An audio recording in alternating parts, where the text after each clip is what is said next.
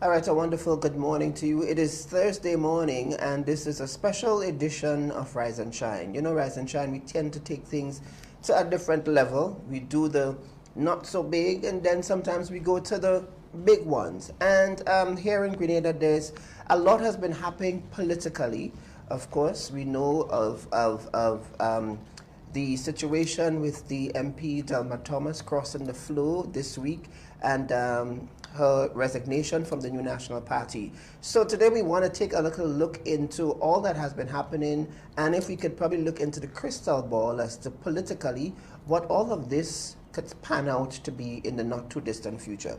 But in order to help us do so, because you know I'm no political expert, but of course we like to hear from the experts, and for us to be able to do so this morning, we're joined by political commentator Jenny Simon. She's no stranger to the topics of politics and very opinionated at times. So this morning we want to welcome her. Good morning to you. Good morning to you as well. All right. So we're going to get into it. It's been a very topical couple of months, weeks.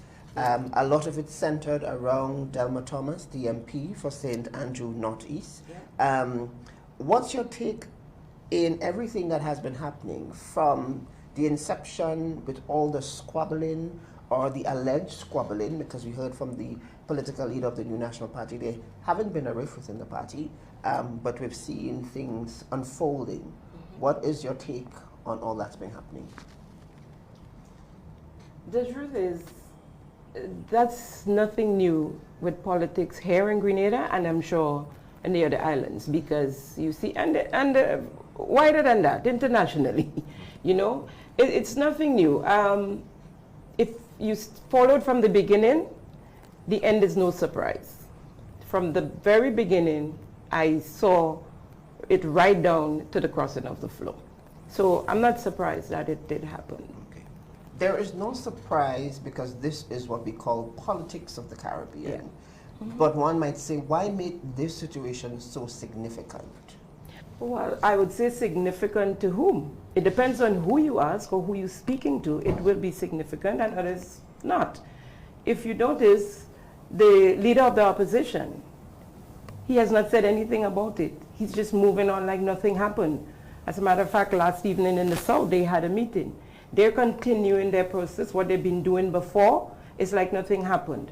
Right? Of course, on the other side, you have the the NDC behaving like this is the biggest thing that happened to them since sliced bread. However, right in that audience there was Terry Forrester sitting. It happened before. There's Kennedy Roberts, left the NNP and crossed over to the NDC. It happened from way back in the 80s. We had Raphael Fletcher, Grace Duncan, Kenny Lalsing. I mean, Kenny Lalsing was from NDC to NNP. Grace Duncan and Raphael Fletcher was in NP, and they left. They didn't cross over, but they left. So it's something that's been happening from way back. The NDC was formed from people resigning from the NNP and going and form their own party. So it's not, for me, it's not a big thing. Is to watch closely and see what happens maybe in the next couple of years, I would say. I would give her as much as 2 years. Yeah. Okay. One of the in an interview yesterday with the Prime Minister, he did welcome the Honorable MP over on the government side. Uh-huh. However, it was indicated that it's not like she's going to be accepted into the cabinet. Uh-huh. One might ask, what sort of advantage can her role be moving over or crossing over to the government side? Is there an advantage for the current administration because she's moved, or is it that the advantage is only going to be in Parliament because you now have a 10-5 majority? But even in Parliament, what's the advantage?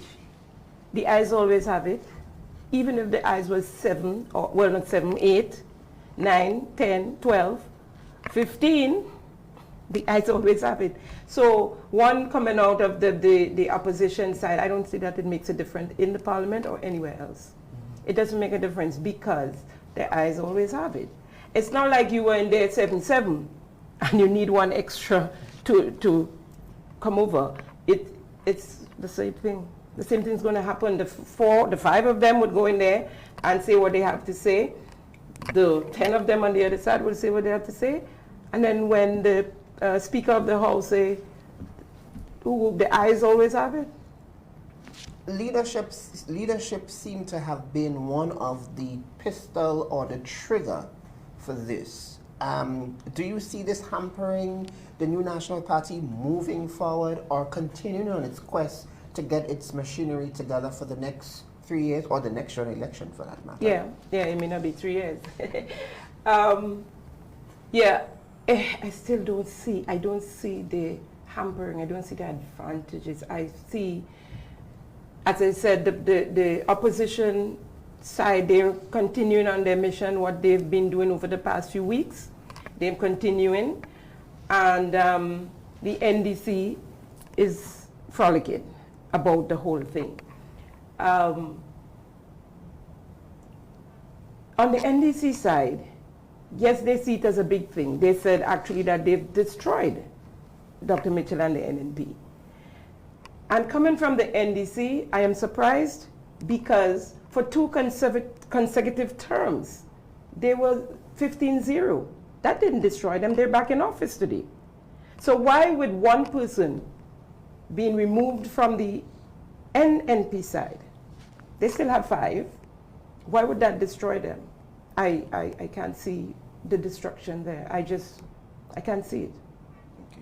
Okay. You see contention happening as the MP indicated. She's all about truth and honesty. Mm-hmm. Do you see a contention there in the future? One, or the supporters of the NNP might say, hey, we felt that you betrayed us. Mm-hmm. You were probably the former Prime Minister's right hand.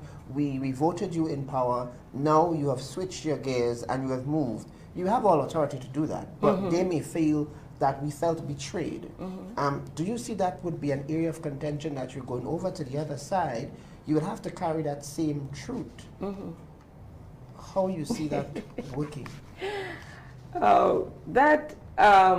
First of all, Grenada is so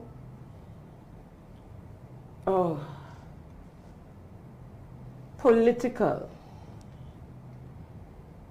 The country is split right down the middle. Right down the middle. If you look at the voters, well, actually, it's a 3-way split, and it's almost even right or wrong, because we have the NNP supporters, we have the NDC supporters, and we have that 27,000 people that did not vote. They were eligible to vote and did not vote. But when it comes to NNP and NDC, there's just a split down the middle. And that is why the NNP not bothered.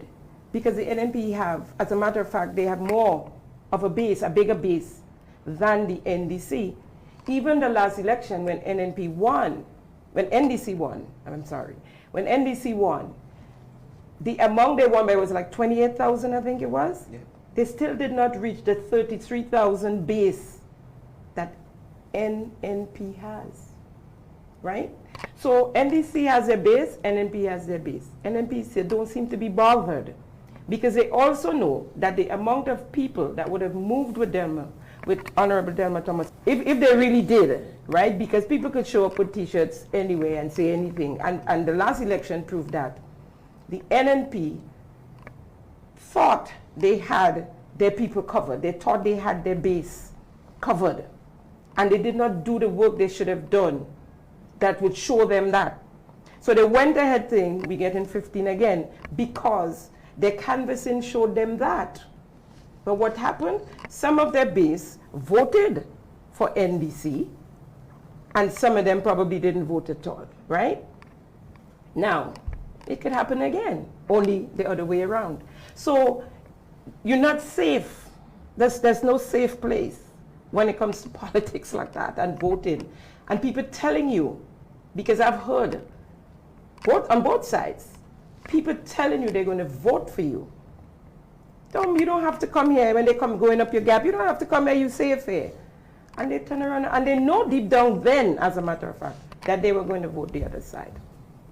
You see, so I don't see it.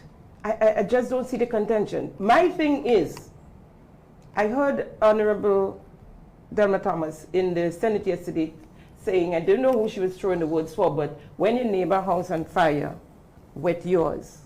I think that should be redirected to the Prime Minister and the NDC, because she stood up on a stage at a podium and said things that people told her in private. She was bellowing it out right there in the public. She even said that she recorded conversations without the person on the other side knowing, and that she saved all her text, right? I wouldn't trust somebody like that coming to me. After you come and you give me all these stories, talk, and you tell me about everybody and what they did, and in conversations, private conversations. So I don't see her as being trustworthy. And as a matter of fact, it borderline in integrity. I don't see it. You understand? So I don't know how much